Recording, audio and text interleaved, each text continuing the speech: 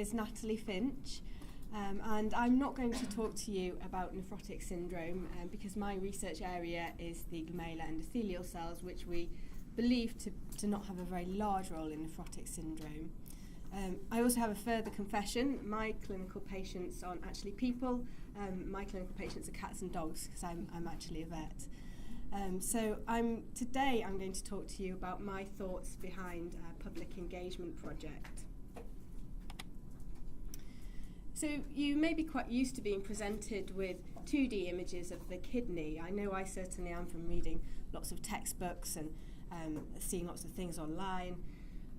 But from a 2D image, we don't really appreciate the 3D structure of the kidney. We can't really appreciate those important structures like the glomerulus, the kidney tubules.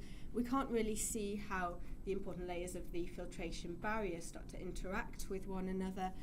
And we can't really see how the fluid and the molecules flow out of the blood and flow through this filtration barrier and flow through the kidney tubules to form urine.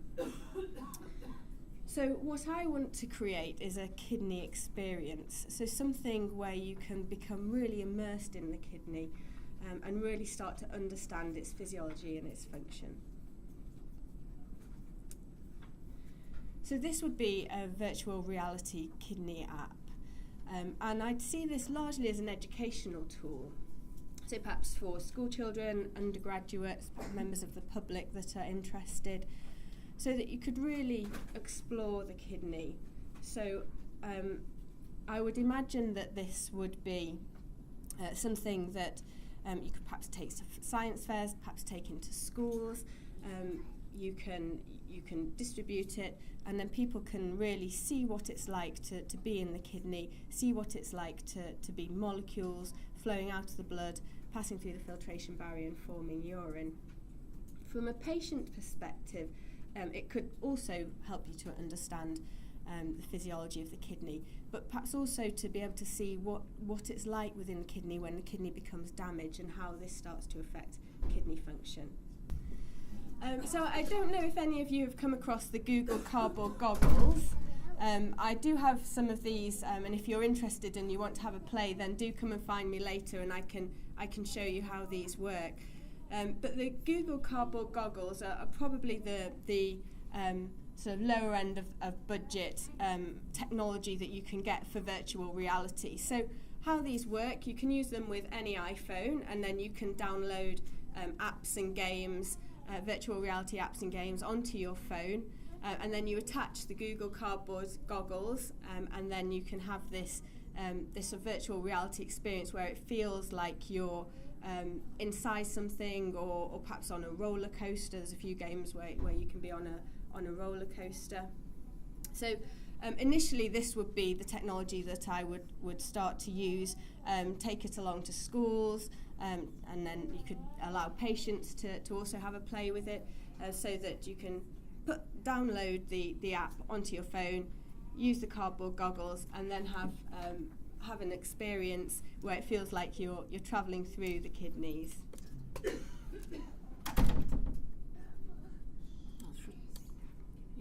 There's like that. Does that sound better? Yeah. Okay. Excellent.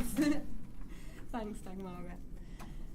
There are more advanced technologies, and it might be nice to use something like this further down the line. So this would be something like the Vive technology. So with this, you can have a sort of pair of gloves that you would wear as well as the interactive headset, so that you can start to reach in and move things, objects around, and start to interact with those objects a little bit more.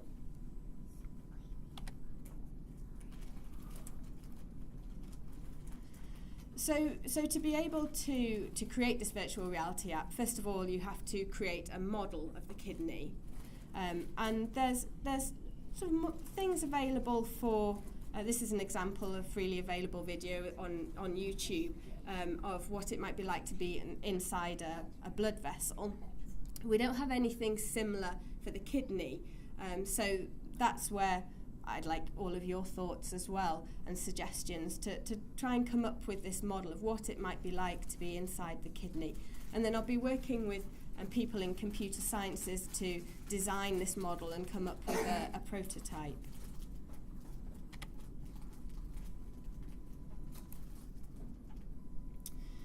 So we now have the technology to be able to image the kidney structures right down to the ultrastructural level. So these are some electron microscopy images. So the image on the left here is the glomerulus. So you can see the ball of capillaries intertwined. And this image on the right is inside one of the glomerular capillaries. So you can see a little blood vessel there just disappearing down into the capillary. Then we've got this cell layer here that lines the capillaries. That's the glomerular endothelial cells with these little holes with fenestrations. And then you can also see the podocyte cell layer as well surrounding that. This is another electron microscopy image, which is basically showing you the filtration barrier, the glomerular filtration barrier, as if you were looking face on at it. So just to help to orientate you, this is the inside of the capillary, so this would be where the blood is, and this is the urinary space. So you have the podocytes, you've got the glomerular basement membrane, you've got the endothelial cells with the fenestrations, and then covering the endothelial cells you have this glycocalyx, this gel-like matrix. And this is a computer-generated reconstruction of the filtration barrier, so to give you some idea of what a computer model can generate.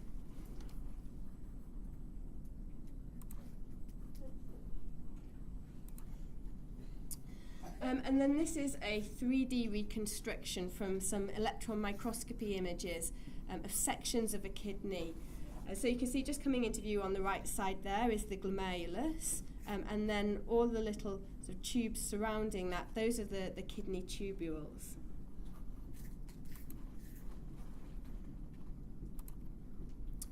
And this is what we call serial block phase scanning electron microscopy. So this is taking lots of tiny little images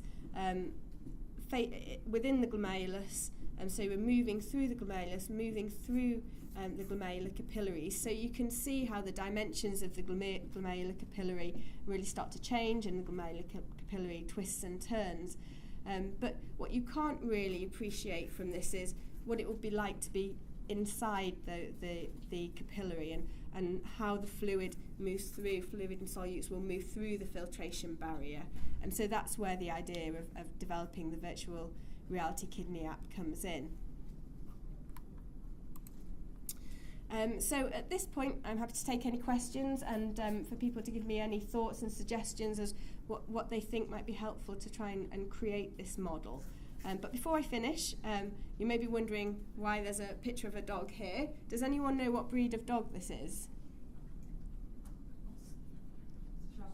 Yeah, it's a Shar-Pei. And does anyone know the significance of Shar-Pei to nephrotic syndrome?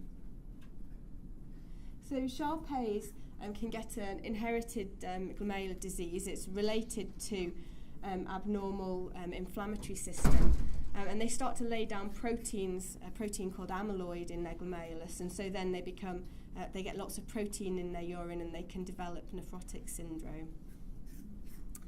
So I'll finish there, and happy to take questions, comments. Well, thank you very much, Natalie.